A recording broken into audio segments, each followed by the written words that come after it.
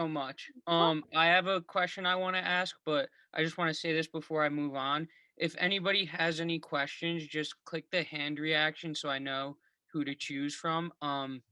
Just so it's more organized. But I have a question. So you sent me a quick little biography mhm. describing your, past and everything. I wanted to know, how was it managing Tito's during their national launch? So they're international laws. So actually started they had already been available in the US, but it wasn't as widely known. So with that, it became a strategy of really positioning the founder Tito as the face of the brand. And people felt like they got to know who this person was and felt like they were drinking buddies with him almost. So the PR strategy with that is doing the personal PR and the brand specific PR. And that's a bit of what I do now in terms of my strategy for my clients with the innovators. It's doing their personal PR and the brand, whatever that is, it's a product or service. So that was a strategic thing, and that was really humanizes the brand, um, and creating a personal connection in a world that is so chaotic. Awesome. Thank you so much. Does anybody have any questions they would like to ask?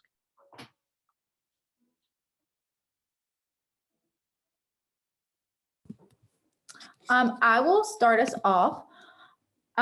So I believe you worked at communications for Nike at one point.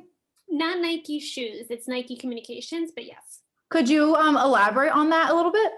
Yeah, so that's where I started my career. So that's where I worked in luxury PR. We had luxury cell phone brands that were like $100,000, crazy, but they exist. $100,000 watches, like crazy things. And then also I worked on premium outlets, so all the outlet centers that are across the US. And that's probably where I really cultivated my relationships in terms of like TV because because we worked with so many outlet centers around the US, there was opportunities to really build on the TV portfolio. So I probably have under my belt at this point because of that, probably 300 or 400 TV segments, which is not normal for a publicist, but I do have that many TV bookings, and it allowed me to do that. So I did a lot of TV booking for sure. That's really impressive. Thank you so much. Of course. I actually have another question. So I've thought about potentially in a while down the road opening my own PR firm if I ever have the opportunity. What advice would you give someone to considering opening their own firm? Yeah, great question. So, being an entrepreneur, that is a whole different career in itself. So, it's not just you're no longer just a publicist, you're the HR, you're the owner, and you're the finance department. You have to know all about these different categories that you didn't study in school. Obviously, you have one major, not one in everything. So, you have to learn about the entire process of what it's like to own a company and not just be a publicist. So you become less of the technician, more of the manager. So if you're going to start your own company, you have to know more about running a business, what that's like, what that entails, and how do you build a successful business. So I would learn more about that, read books about business, being a business owner, and what that entails. Awesome, thank you. I think I saw a few hands up. Mhm. So, um, Liz, did you have a question? Cam had her hand up before me. She can go. Oh, okay, Cam. So Dave took my first one because I've been saying I want to own my own firm since I was like in 8th grade. But for students, are there any like programs or certificates that you think we should start looking into before we kind of jumpstart our careers? So I don't think there's any type of certificate programs for PR. Unfortunately, that would be really cool and probably something I could probably create for you guys.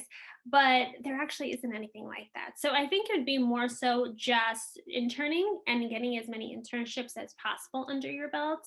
And then also networking, right? Building out your contacts, learning more about the PR firms, learning more about what you like to do about PR, and build it that way. But otherwise, in terms of certificates, there unfortunately isn't any for PR.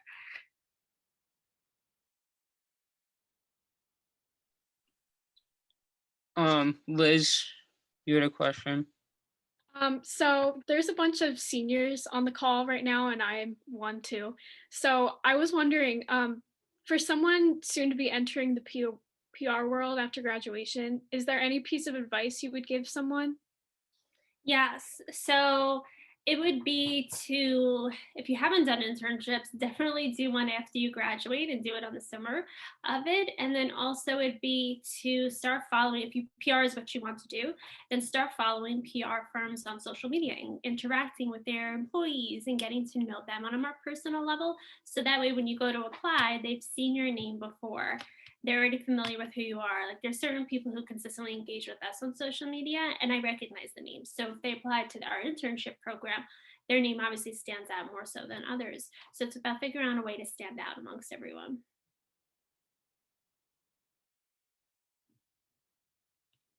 I think we have a few more hands. Sarah, I see. Hi. Yeah, I just wanted to ask, I know your firm has a very large social media presence, along with yourself having a very large social media presence. So I just wanted to ask, what tips and, tricks and any sort of recommendations you have for running social media as a whole? For running it for yourself or for a company? Both, either one. There's my mom. Ignore my mom behind me. I'm sorry. It's okay. For personal, it would be creating content on a regular basis and finding out what works and what your audience is listening to and what makes them engage with you, right? So that would be more on a personal basis. And what I post on my personal is very different, obviously, than what the company posts. And what works for me is different for the company. So about figuring out what the sweet spot is for that, but consistent content creation is important. And then also with that, it's the cohesiveness of it, right? So you can't just push out content and not have a cohesive message and a story to it and a visual story to it too. It's making sure that it's all part of a larger package and a larger brand essentially. So yes, while mine is more personal, I have my dog, I have my niece, it still is a part of me and it's still professional level, right? Like I don't post anything of my home really too often. So like it's very specific and I essentially carved out what I want to post, what I don't want to post. And so you figure that out once you start posting and seeing what people are gravitated towards. So it's just being mindful of the two different things and figuring out what's the purpose of your social media. Like, is it to apply for jobs? If that's the case and you want to put your Instagram on, which I have seen people do, and I actually always think give kudos to those people because to put that on shows that you don't care and that you're not hiding anything, and we're going to be searching for it anyway. So it's just like you did my homework for me. So if you want to put that up there and if that's the content you want to show, okay, so make it professionally based, but make sure that obviously you're not showing you partying on the weekends all the time if you're going to give that out. So making it a little bit more, doesn't have to be professional, but if you're going to show it to someone that you're okay with them seeing that kind of content.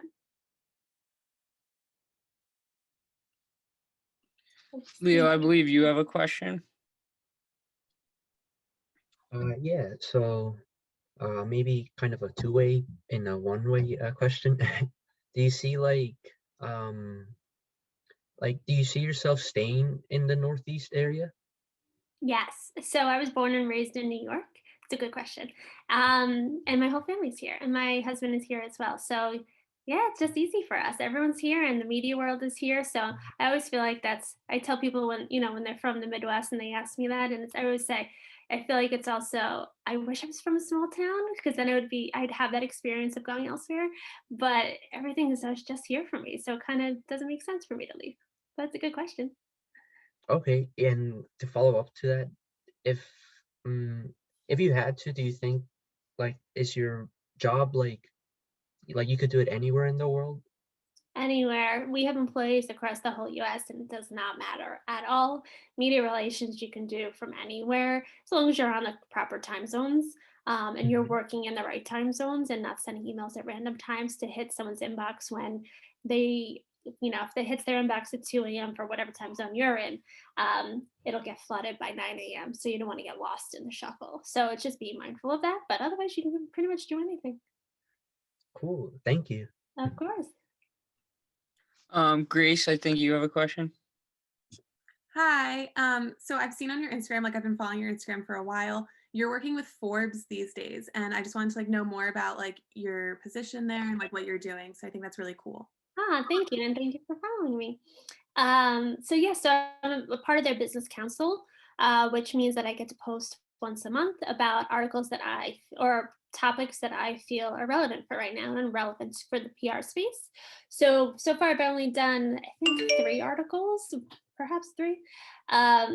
And so far the reception's been pretty good and people have been really liking it. So I'm glad I did become a part of it. I think it's a great name to have as part of my portfolio. And it's a great thing for our business too, to be a part of that. Awesome, thanks. Yeah, thank you. Rachel, did you want to ask a question? Yes. Thank you. Hello. Hi, Rachel. How are you? Good, thank you. How are you? I'm good. So I just wanted to know, is there anything that you feel that PR students can do earlier on in their college career when they're maybe like not old enough to get internships yet? Yeah, I mean, you can get internships when you're a freshman. You can intern your entire college career if you wanted to, every semester, technically, if you wanted to. But if you aren't interning, you definitely figure out what it is that you can do that you can present to someone if you were applying for an internship or applying for a job. So, like, for instance, a big discussion is what some students, or even just in job interviews, what you're going to be asked about. What did you do during COVID? Right? You had all this extra time. What did you do with it? Did you decide to create a blog? Did you write a book? What did you do that was beneficial for you in your future career during this time to make an impact? So that's going to be something. So that's similar to just in general in college. It's, what else are you doing on your own to really make an impression on other people? And it's not just internships, it's other things as well. It could be part of the PRSSA, or it could be on your own. It does whatever it really looks like, but it's something that you can present to other people. Thank you. Of course, good question. Maybe a few more hands. Emily? I think Emily had her hand up first. Mm-hmm. Yeah, so just a quick question, but what skill sets do you feel are most important in public relations and how do you utilize them? Good question. So I always tell people the biggest thing is the work ethic. And I know that's not a skill, but it's more of a mindset. But you have to be a hustler in PR because you're consistently being told no. So you have to just, first off, brush that off and make it like it's no big deal. And then you have to go to the next person, but you have to consistently do that to get to the end result. So you have to have a really strong work ethic. You have to be patient and you have to be persistent. So those are really key things to it. The rest you can learn as you go. All of that stuff is coachable. But if you don't have those 3 things that are really key to the traits and the personality of a publicist, you're not going to love it.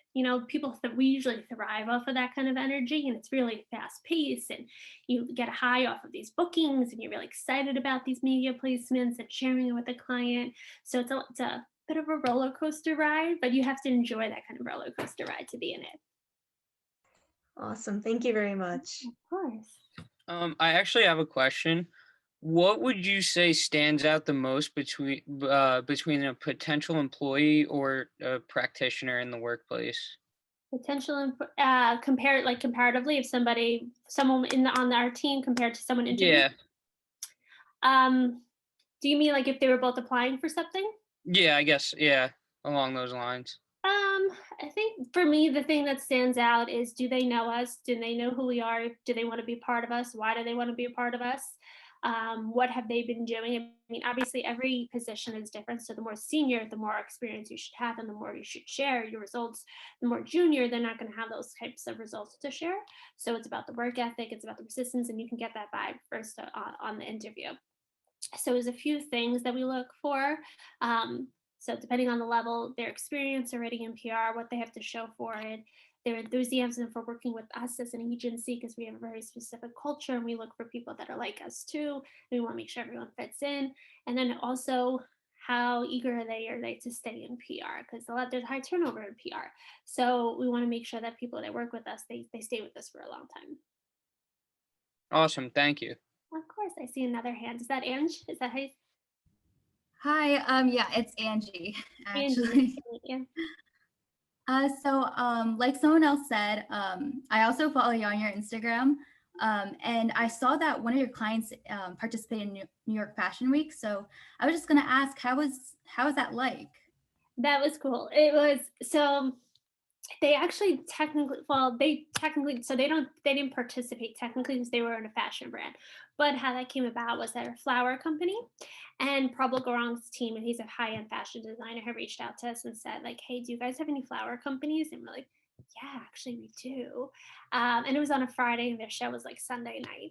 And so we had our flower company last second bring a bunch of flowers to Prabal Gaurang's show Sunday night. And it was during the height of the Me Too movement. So at the end of his show, he had Bella, Gigi, Ashley Graham all walk out to the end to a silent tribute to women, and they each held a flower from our flower company. So that came about through our relationships and kind of that whole it's who you know in PR concept. So it's one of those things that's how that came about. But one of my favorite moments. Thank you. Of course, Marian, hi. Hi, Jenna.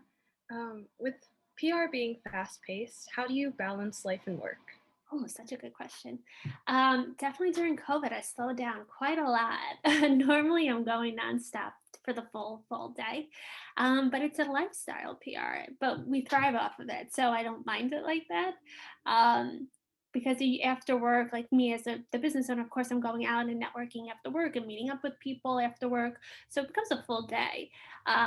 Much different now. So I think I'm probably enjoying a little bit of it and have come used to it. So I think I'm going to be balancing that a little bit better moving forward.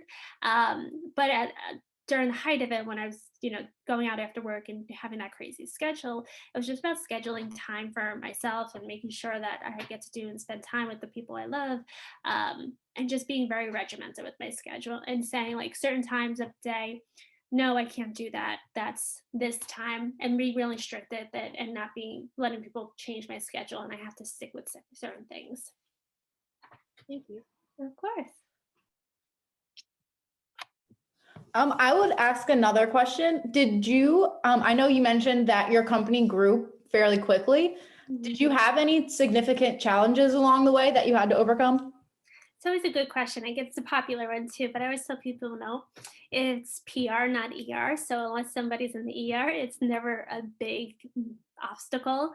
It's always just challenges, right? And those come and date every day. That's everything that we do as human beings. There's always challenges to get through. So it's more so just not allowing those challenges to snowball and to become bigger, but it's more so how do we get around them instead of sitting here and saying like, I can't believe this is happening to me. I can't believe it.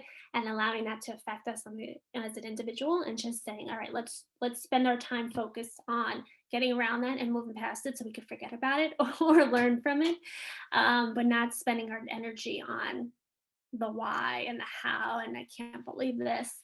So I would say I've never had really anything that stands out to me like that.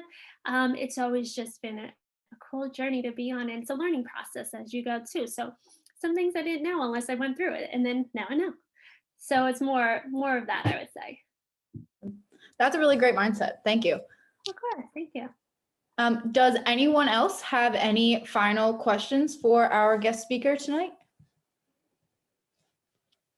Cam? I just have another question. What would you say is like your favorite piece of work or project or campaign that you've worked on throughout your career? Definitely the one with Prabal Gaurang with the flowers is one of my favorite things. Also, I did love working with Tito's and bringing in international. It was just a fun team to be a part of.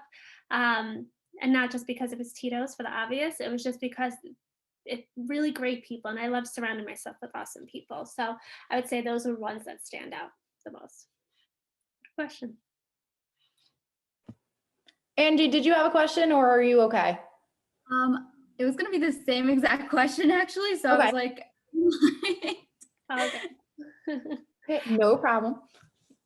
I actually have a question. Can we take a selfie so I could post it and tag you guys? Yeah, of course. We would love to. All right, cool. Let's do this. Let me get my phone on. Say, Jenna, you might want to take one for our socials too. I was going to screenshot it, but yeah. All right, you guys ready? 1, 2, 3. Perfect. Thank you, guys. Do you have any other questions? I don't believe so. Did you have any closing remarks that you wanted to share? No closing, but I just appreciate you guys reaching out and following me on social. And now I see all of your names, so I'm going to remember it. So definitely feel free to comment and I'll comment back. And I'd love to keep in touch with everyone. Awesome. Thank you so much for taking time out of your day to come and speak with us. I know a lot of us here are aware of your brand and what you're doing, and it's very impressive. And so we were so excited to have you. Thank you. And with that, I will stick around if anyone has any general PRSSA questions, because I know we dropped a lot of information at the beginning of the meeting. And with that, I just want to say thank you again so much for joining us. And it looks like our meeting is concluded for tonight. Bye, guys. Thank you.